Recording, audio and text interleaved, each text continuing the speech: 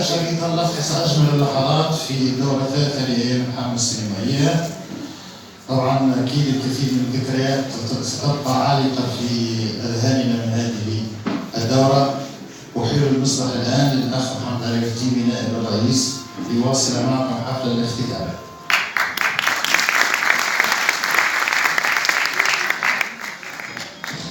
شكرا. مرحبا بالجميع في ختام الدورة الثالثة لأيام الحرب السينمائية. نحن نقول للذين عولوا على نجاحنا: ها نحن لم نخيب ظنكم. والذين ساهموا في إنجاح الأيام لا كلمات تفي شكرنا لكم. والذين حضروا وتفاعلوا وشاركوا أنتم في عيوننا وقلوبنا. والذين نسيناهم سهوا أو نسيانا واجبا معهم أغفر لنا كل تقصير. نجاح الأيام يؤكد حاجة المدينة إلى فضاءات ثقافية تليق بأشواق بناتها وأبنائها. بقاعة للسينما حق والمسرح حق. في التكريمات نبدأ الآن بضيوف الشرف الذين شرفونا. أدعو سيد عبد المجيد بلوي رئيس الجمعية، وأدعو سيد مرتضى غنوشي مدير أيام الحرب.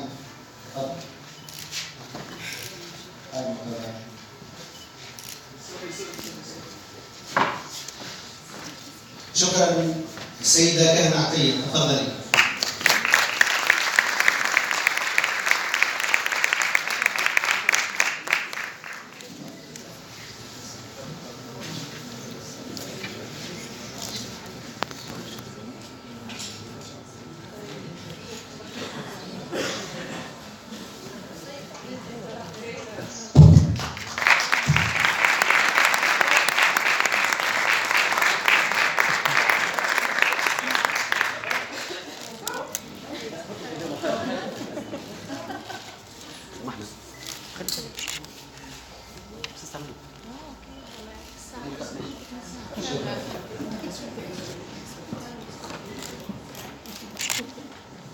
شكرا للجميع. وانا معناتها الايام حقيقه كانت 4 ايام عديتهم مع مش خوات برك، معناتها ناس يحبوا السينما وقاعدين يشتغلوا باش السينما يكون زاد في الجنوب.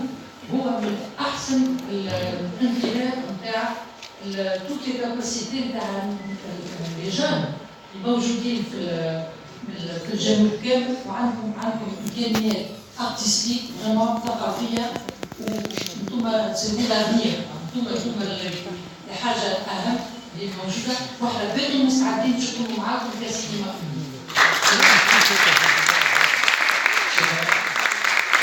المشاركين في المسابقه الرسميه السيد عبد اللطيف أفريد.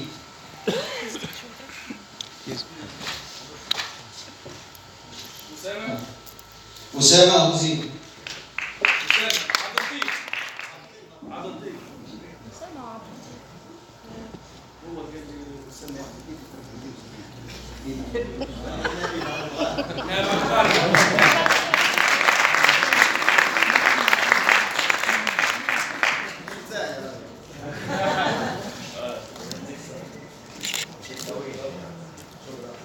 أسامة أبو زيد. أنيس عيسى. أنيس عبسو. أسامة أبو زيد.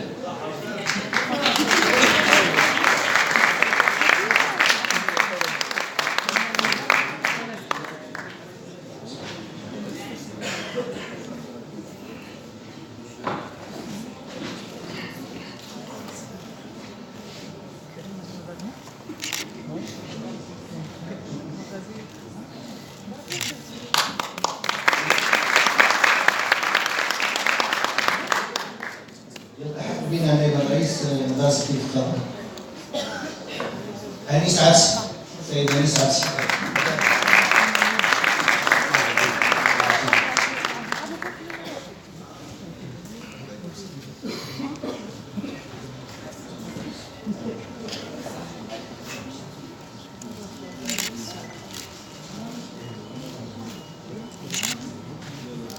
من مصر السيدة إنجي محمود.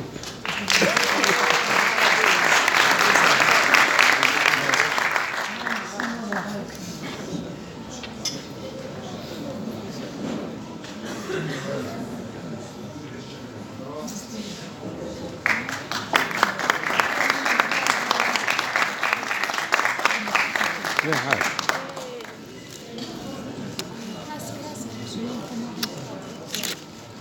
السيد أنطونيوس قاسم. عايشك ما تجيش هذا.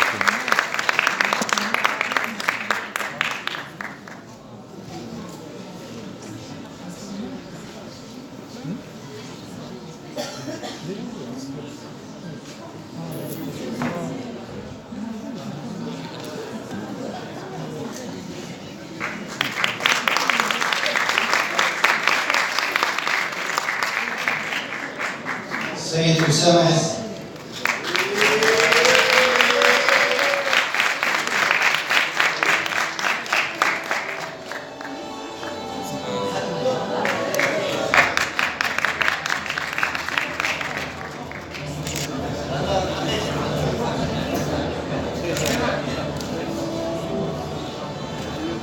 أبانو يوسف.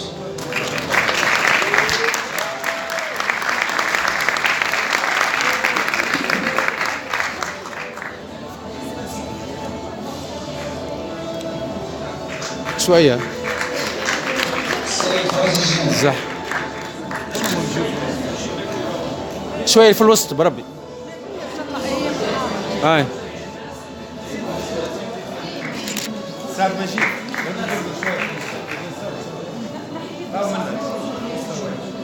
شيخ مكة سعد مجيد اغزروا للوسط مش يصوروا. السيد زهير محجوب.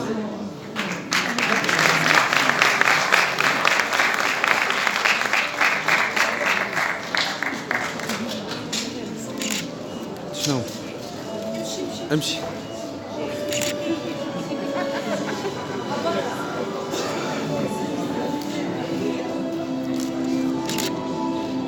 السيد أحمد عيان.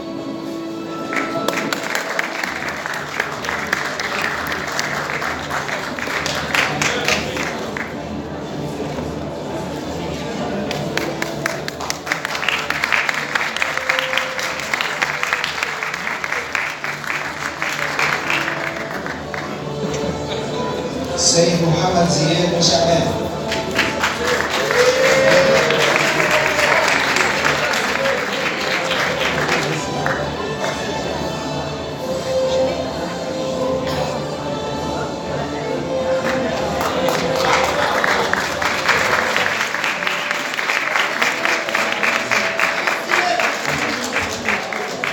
السيدة نانسي كمال.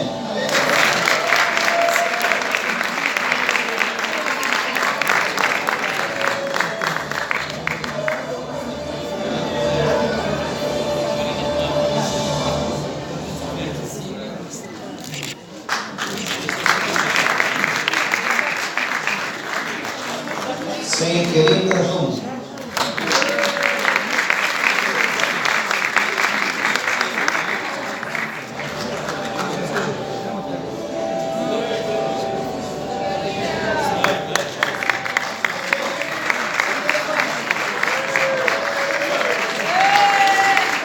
يا كريم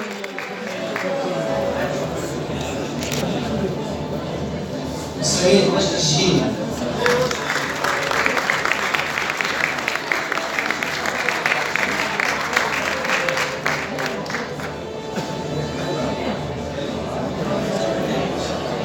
هاي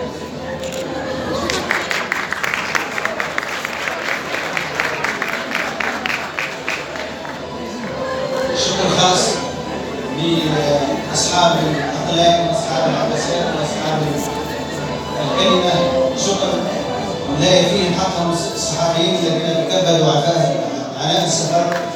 شكرا لهم جزيلا.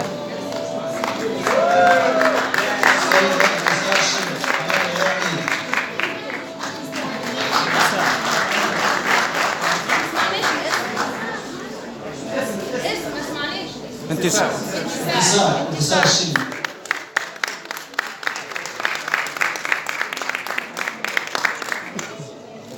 شوية في الوسط. السيد مصطفى حمادي قناة العراقية.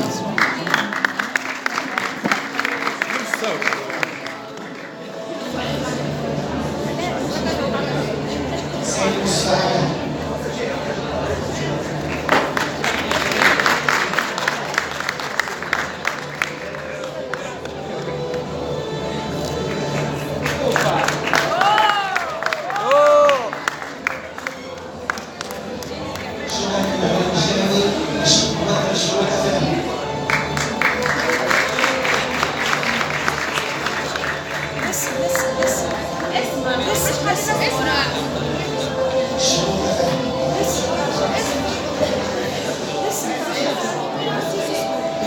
شرق فهم.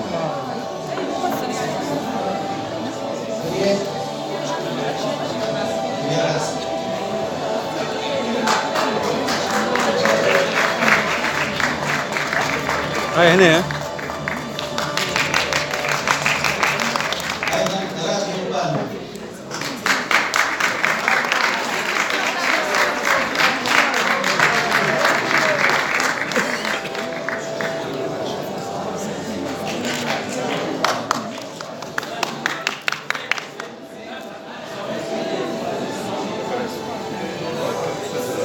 شكرا للمنبر التونسي فليتفضل سيد مفتي الشواشي.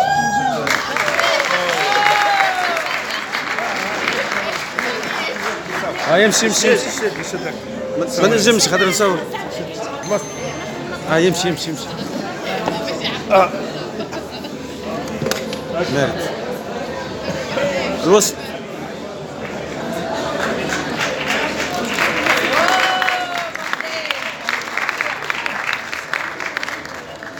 شكرا للسيد الشادي عينية على الوقعة التالية. هاتيه تليفون. شدها. صحيح برا.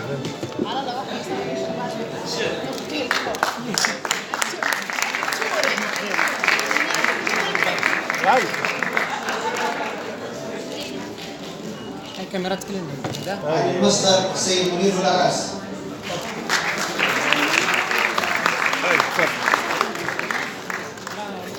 شدولة راسك شدولة يقصهم عليها مش شقر مش عارفة شيء فقط شيء تفضل عن موقع السفير بس دولة الله زايد.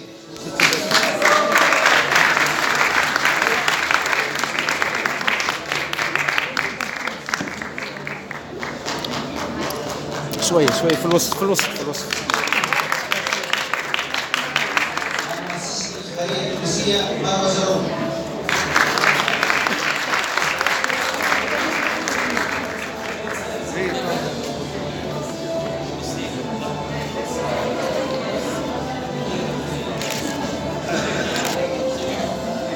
عن مؤسسة موقع الخبير دقيقة منيرة معلم.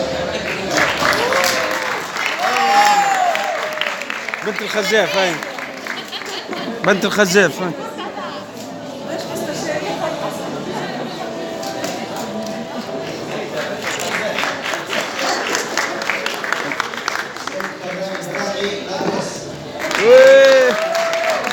هاي تعدى في ساعة.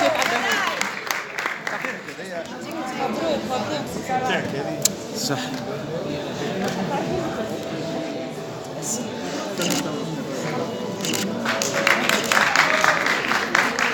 زيد العويني حدث بيس.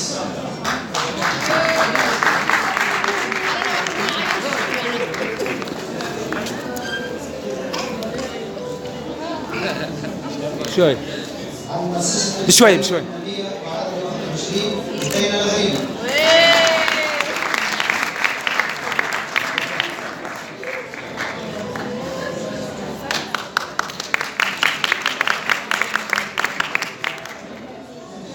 عن الإعلام الدكتوري محمد علي شريف.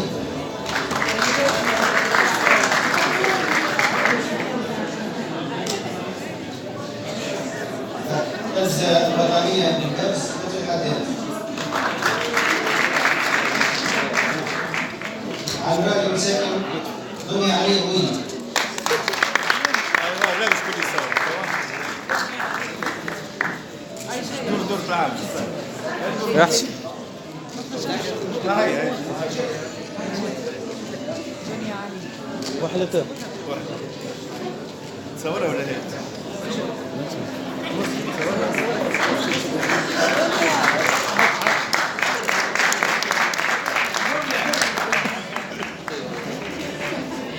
أيوة يا دنيا. الشباب سيدة ياسمين شيخ.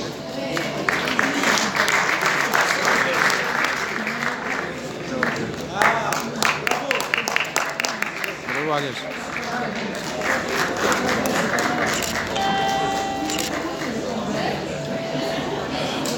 مؤسسة الإذاعة الوطنية التونسية السيدة أماني العرس.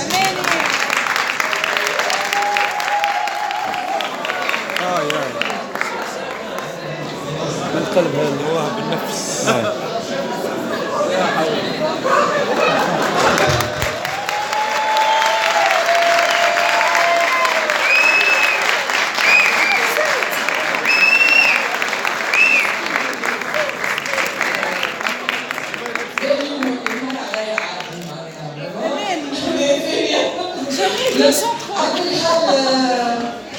بنجم نكون كان فخورة بالشباب هذايا، شباب الحامة اللي تعطيني اسم مهرجان كبير في الحامة.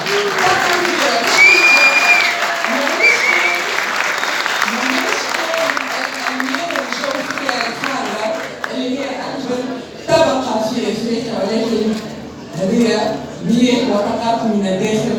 كل الحب لكم كما تظن بشر.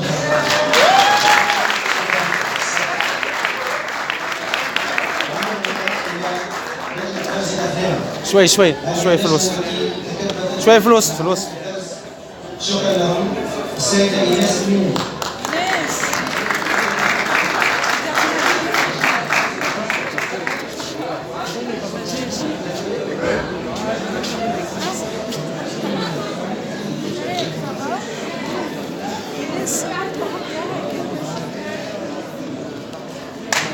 لجنة الاختيار.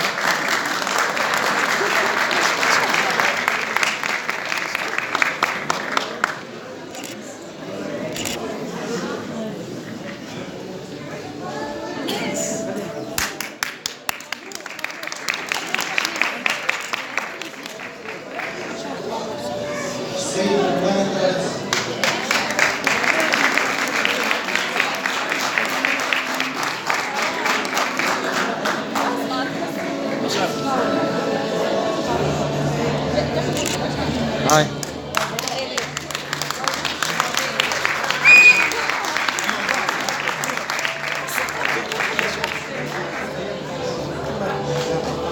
شكرا لكل من دعمنا في مقدمته المكتبة السينمائية التونسية.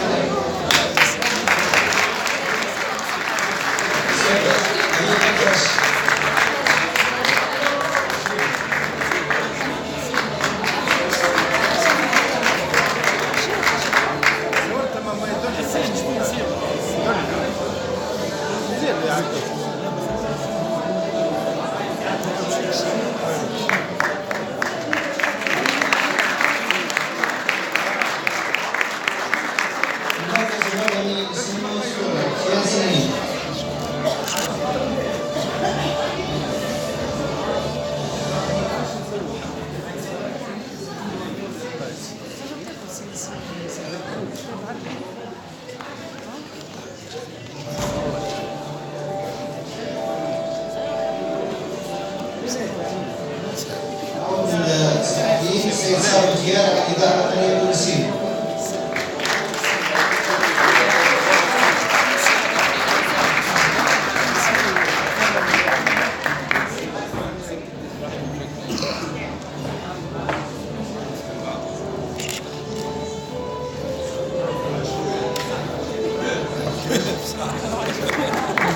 شكرا. تكريم خاص من هيئة المهرجان للسادة بهاء دين الحميدة.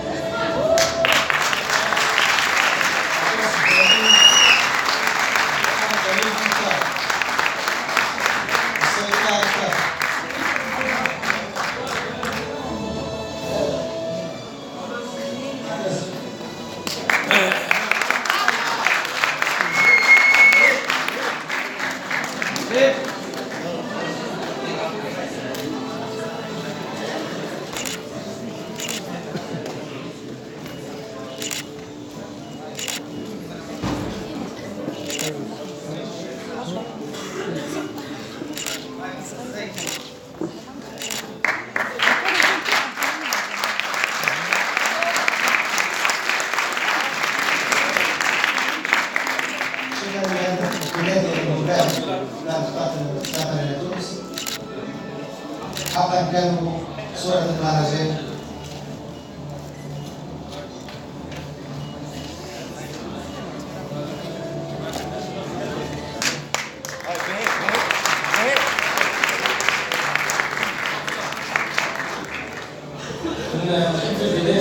هيئة المهرجان على الثقة اللي أعطتهم في شباب الجهة اللي كانوا منهم إنه نعطي ثقة في شباب الجهة اللي عندهم بوتنسيال كبير نجموا يقدموه.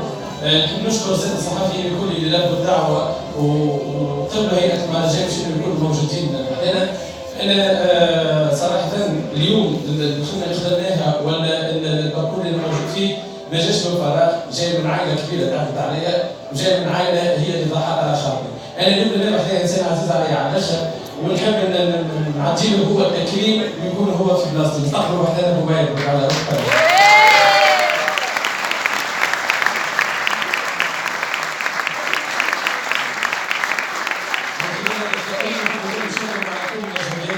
خاطر اليوم تعبوا معايا زي بعد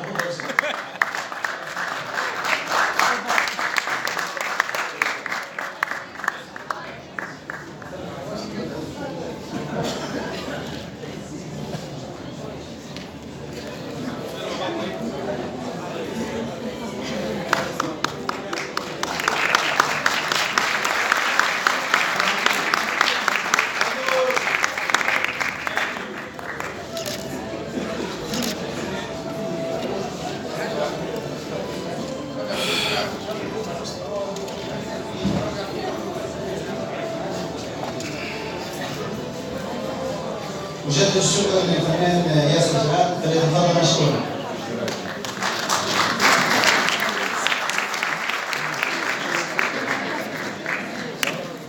ياسر جلال.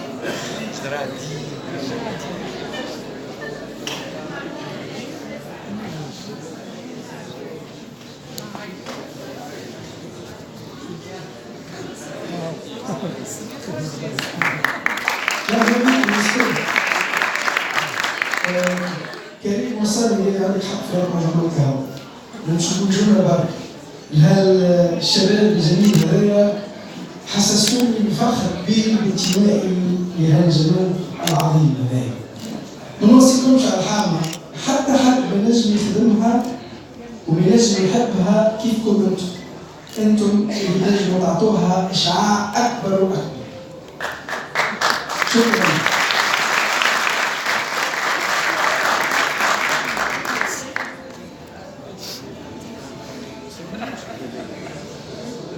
لا للسادة المواطنين شكرا جزيلا لهم، اشتغلوا مدة الدورة بعناء كثير في هذا القضاء. أدعو السيد أحمد السلاسي للإنفاق مشكور.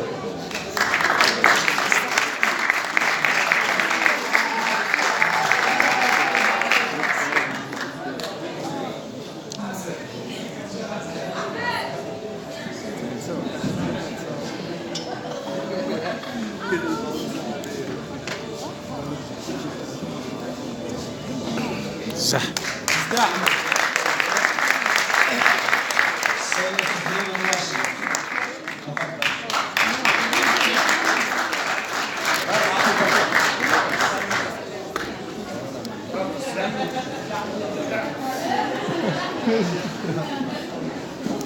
السيد حسام مساعد.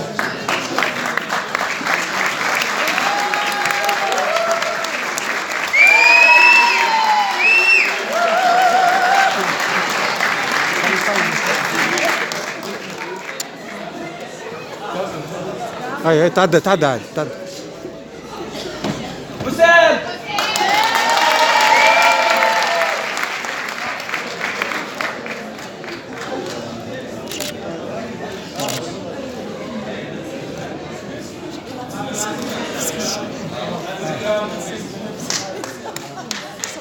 لا عادي يا حسين. نعود للسادة الصحفيين عن الحرية حسين أبعاد. تفضل سيد حسين.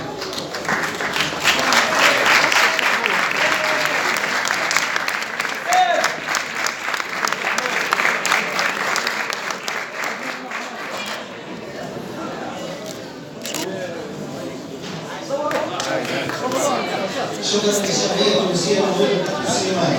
تفضل. يا حسين يا حسين بربي ما تدخلش وسط الكادر.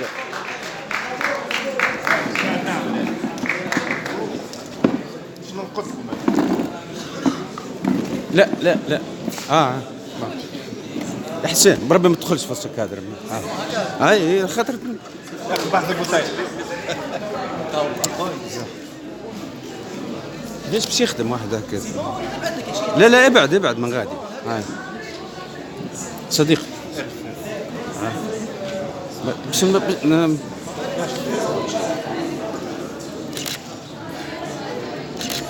زاح يا دنيا انت تصور غادي تو كيفاش انت تعمل هكا وانا نصور في الوسط ما يجيش زاح.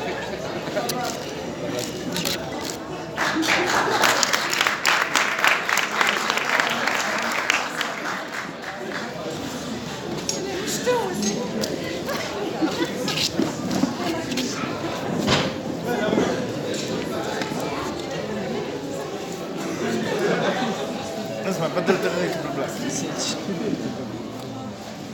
شكرا. السادة أعضاء لجنة التحكيم فليتفضلوا. السيد جمال سياسي.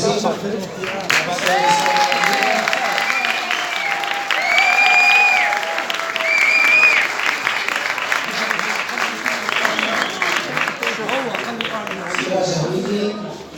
محمد سلامة.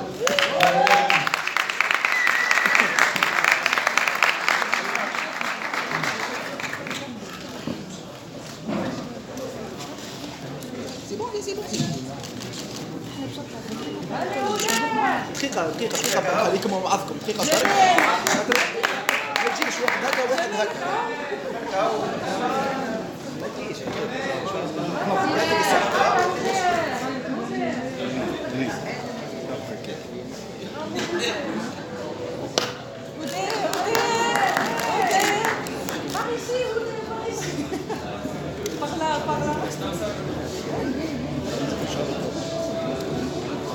هاي تفضلوا هاي لهنا هاي يخزونا التصوير هاي نعمل فيديو كده.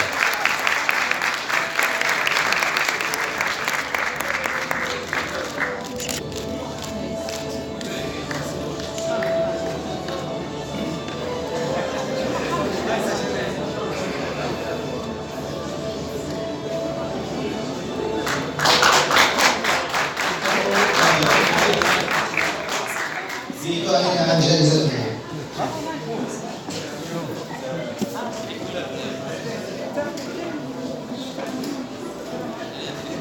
أصعب حاجة باش تكون الجائزة تاعنا هي الأولى في الدورة هذه.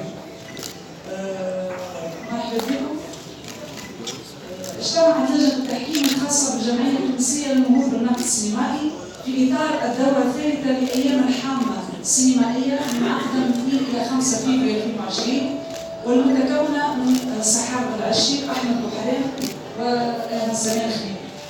لا يسعنا في البداية إلا التعبير عن شكرنا الجزيل لهيئة المهرجان على حسن الاستقبال والضيافة.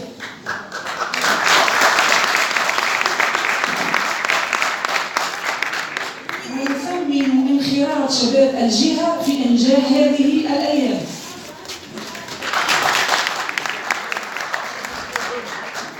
كما توصي اللجنة بضرورة الفصل في انتقاء الأفلام بين ما هو منتج في إطار سينما الهواية وسينما المدارس والسينما المحترفة.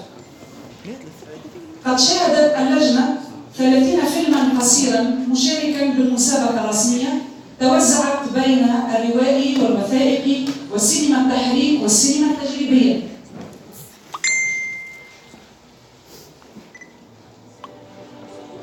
ونظرا لطرافة الموضوع المتعلق بغربة مهاجر ومحاولته العودة إلى الوطن رغم المخاطر التي حفت بها وما ينتظره مستقبلا ولاعتماده نسقا سرديا تصاعديا بلغة سينمائية واضحة دون تكلف تكاملت فيها عناصر الإضاءة والموسيقى وتنويع زوايا الالتقاط خدمة لموضوع الفيلم.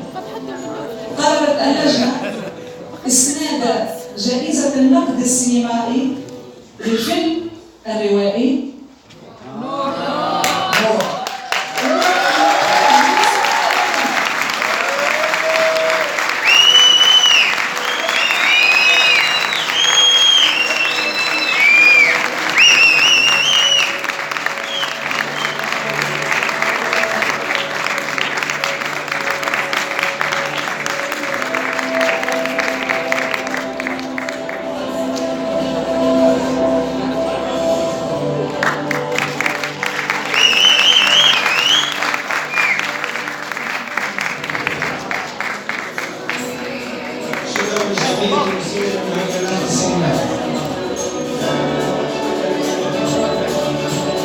شكرا جدا للمهرجانات الغالية عندي. أنا حضرت مهرجانات كتير قبل كده، بس المهرجان ده حسيته فعلا من أهم أهدافه التنوير وتوصيل السينما للجميع، للأطفال في المدارس، للمساجين في السجن. أحييكم، وإن شاء الله يعني دورات قادمة أفضل وأحسن. إن شاء الله دايما الحلم بيتنا من السنة الجاية والسنة اللي بعدها إن شاء الله دايما موجودين.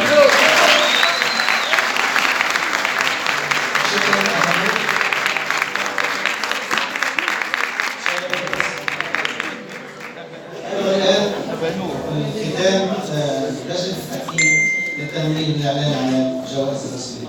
تفضل.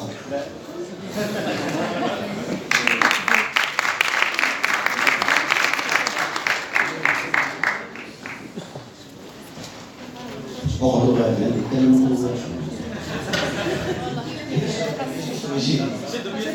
لا لسه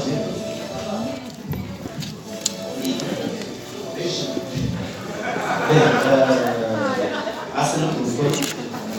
أنا مشروع أمين العريس مش نتقبلها من التركينة هذه. هذه الحاجة الثانية اللي وصلت لها للدولة ما نسير لك الخير. عايشة. شوية مش نجم نقول بعد ما دخلت تحكيم مثل الوجود الضغط السينمائي البلاد قالوا هو كنا تستقبلوا تقريبا اللجان كل البلاد هذيك ما نكونش عليكم باش نضيف حاجه في السياق. السياق الاول هو بالنسبه للمهرجان لازم فما تنبيه عن توصيه تنبيه الاعمال الروائيه وحدها، اعمال المثاليه وحدها، تحرير وحده ولا تجريبيه وحدها. ما نجمش ما عندناش نفس المقاييس للاعمال والخلافات. ايوا شنو هو البدايه؟ وقعدوا غاديين. سؤالي مش واحد. أو تشد العربية، شد العربية في الدول. هذا كان مشكلة واحد. كنت أنا وأصدقائي محمد وسراج وسارة اللي روحت السلام عليكم باشا سراج خدتوا مش محاج. لازم تبيع العزيز المدير. مدير.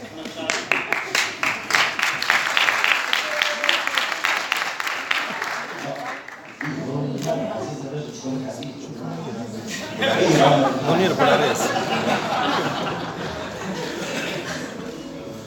قبل ما نرجع لهذه الحلقة، فما حاجة ياسر هي إنه لقينا في الحامة فما حركية بتاع سينما، فما شباب اللي تحركت من خدمة كيما نشوفوا واحد كيفاش في الفيلم اللي شاهدناه في الافتتاح، كيفاش الشباب بتاع الحامة هما المتطوعين وهما اللي معناها عملوا واسسوا للافتتاح. ما عرفتش كان صراحة جاي شفت شوية تصور على الافتتاح. بالحق حاجة تعمل الكيف، ونحتاج كان يعطيهم الصحة والواصل.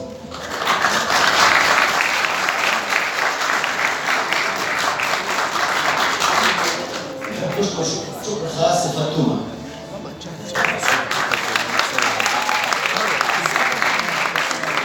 ايش فاطمة؟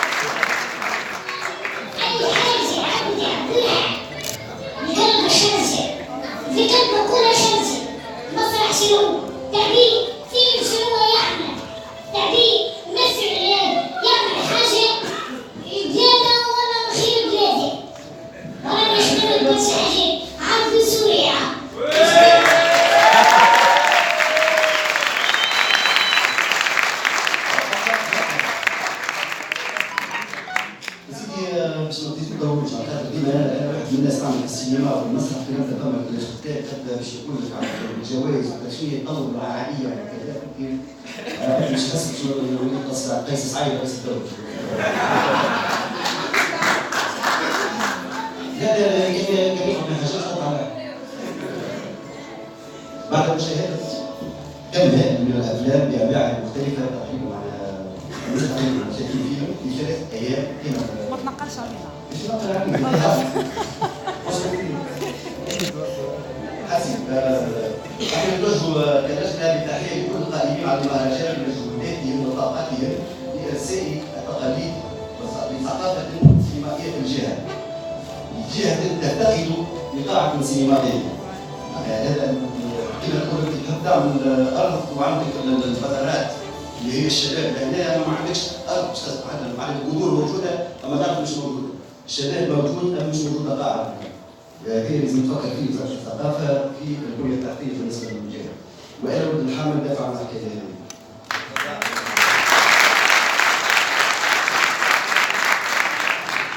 كانت اعداد والتوصيات مش ولي السياسيين. هي مش ترجع هي نشوفوا مش عامل مش ما عاملوش. توصيات. اهميه انتقاء الافلام. حقيقه انا مع كامل احتراماتي لاصدقائي وعلى مختار الافلام، اما الافلام يعطيه الصحة يخدمها، لكن إذا كان يحب المهرجان اللي معناه يطلع شوية في البار لازم تكون فما أعمال تدخل في منافسة. كان باش نبدأ في المهرجان القيمة الفنية، القيمة الفنية هي اللي تنجم تطلعها. 2 أهمية العمل على الجانب هذا جانب الجمهور. لازم أكثر كوميونيكاسيون، أكثر خدمة على هذه معناها نشوفوا في بعض الاحيان فما جمهور، بعض الاحيان لا فما شكون راهو في الحامل ما سمعش، معناها لازم فما اكثر خدمه على الجانب هذا. واش 3 باش نقولوا المهرجان الدولي. المهرجان الدولي يلزمنا اكثر نحاولوا اكثر اذا كان حتى ما عادش ناخذوا عرضات ولا كتاب في التربيه باش تكون ماذا بيا كان امريكا تكون فما افلام من امريكا اللاتينيه ولا من اسيا ولا من استراليا، لدينا كان فما معناها دولي بالحق دولي بأتم على الكلمه والقرارات الخاصه، ممكن عندنا تنوع هكاك في الاختيارات ونشوفوا سينما اخرى كيف في ريبورتاج سينمائي ولا في ليبيا في الجفار، نشوفوا في مواد ما فماش فرصه الا باش نشوفوهم في خارج الكرة هذه.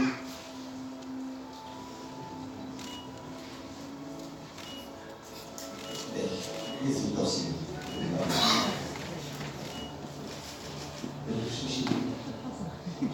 جوائز تأمين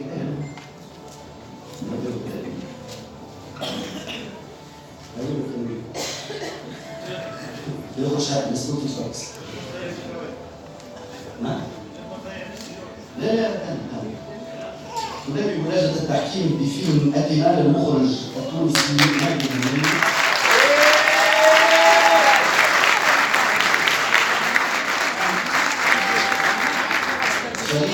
يسافر بنا الى عوالم مجنونه. واللي اكثر انا معناها حتى كمسرحي فكري دفعت على الحكايه تاع التلميذ هذه هو استغلاله للفضاء المغرض والربط بين المشاهد دون رتابه، بحيث انه يروح في مثل بين الحب والعنف والفرح من فكره هي فكره نجي تقريبا نقول هي فكره عبثيه على الحياه. تلميذ الشريط الثاني. الفيلم هذا صار عليه برشا نقاش، خاطر كنا في بعض الاحيان نقاش سلس واصحاب بعض ساعات صار النقاش وفوق الجانب ونتغش على بعض، ما كناش عارفين نعرفوا بعضنا عنا برشا. محمد من مصر من ليبيا من ليبيا اخت من امريكا. الفيلم هذا هو فيلم ليلة الميلاد للمخرج احمد عماد من مصر.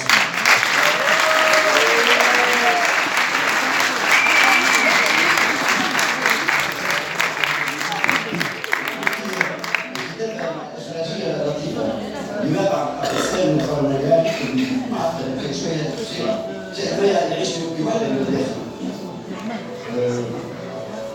حتى المخرج بعد يحط في إطار هو فتاة في قضاء ليلى بائعة هواء، هي هو عنده العقده الداخليه كما هي مشكله واحده، ولكن هي عنده مشكله بالخارج. اذا سأل تزوجها مشوش.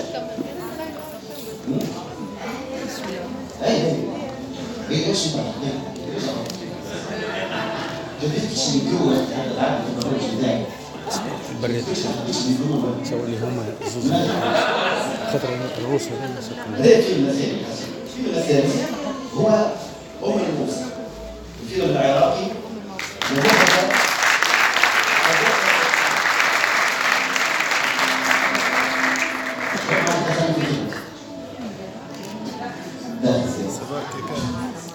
المخرج هذا جعفر من العراق. الفيلم ما طرحش القضيه نتاع العراق وحاولت تدمير الهويه اللي بضرب الاثار وكل الحضاره العراقيه والموروث ما حدوش بطريقه لا معالجه امكانيه ولا بطريقه لانهم الصافيه تحاول ان تمرر الورود في اهلها. بالنسبه في الجو نتعدى نسيت حاجه بالنسبه للجوائز انا عزمت القاعده هنا نخليه الورد. على يوم بكره نعرف في حتى على الجوائز.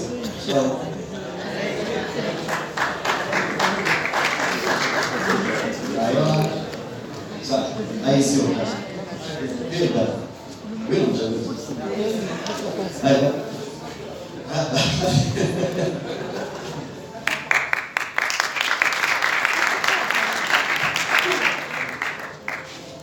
فيلم تحريكي مهم في الشكل والمضمون. عبر عن فكرة تساهم بقبول الآخر كما هو بطريقة ذكية وعصرية وممتعة تتوجه للصغار والكبار. نظرا لأهمية نوعية الفيلم التحريكي وقلة إنتاجه في الوطن العربي، بتوجه تحية خاصة لمخرج الفيلم لأن الفيلم التحريكي إنتاجه قليل وصعب. قررت لجنة التحكيم منح جائزة البرادة المنزلية إلى فيلم السيد البنفسجي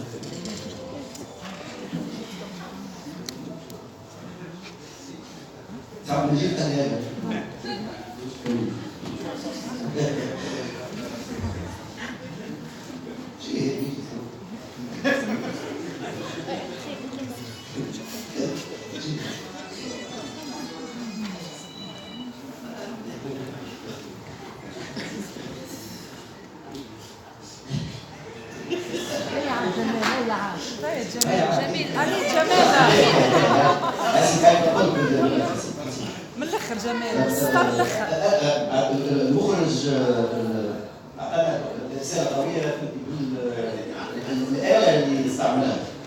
كثير من الصدق والعمق والتقدير والحس الفني يغير استجداء للعواطف.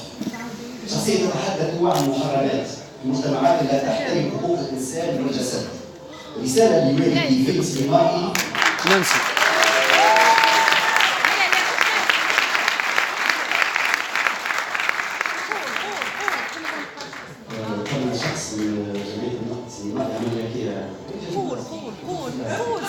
قول ما تمرنيش. المرادة الفضية لشريط رسالة لوالدي لؤي جلال. شكرا.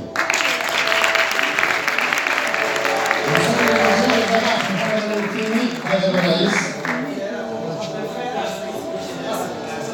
العراق سليم ووزن.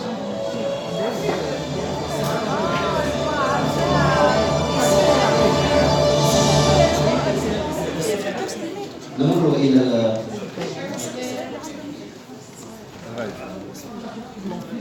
المباراة الذهبية. استقبل معنا المخرج الليبي الكاتب الليبي الكاتب الليبي سيناريست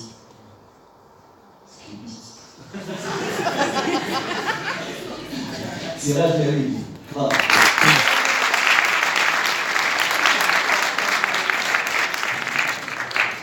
أولا سعيد جدا بالمشاركة في أيام الحملة السينمائية، ونتمنى عام قادم إن شاء الله تكون الدورة أفضل وأفضل، وإن شاء الله نواصل يعني بجوز الشباب والمرتضى والشباب إن المراجعة نستمر. تحياتي طبعا لكل أهل الحامل. شكرا لك.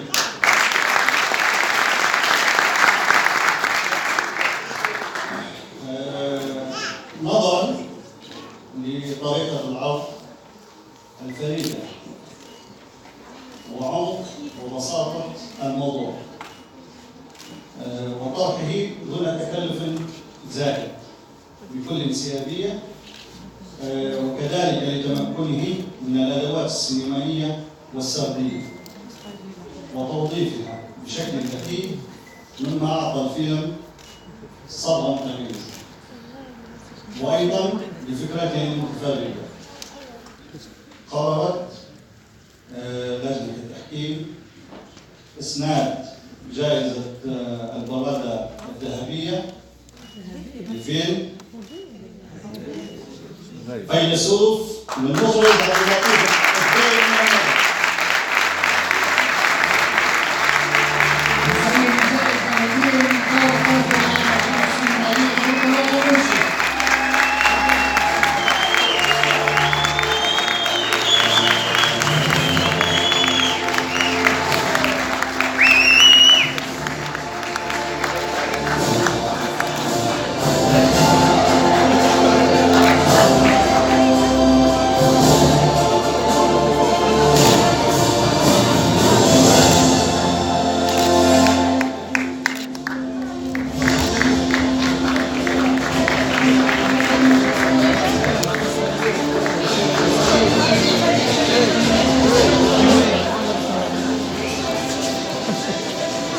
كانت هذه نتائج مسابقة دورتي الحملة السينمائية.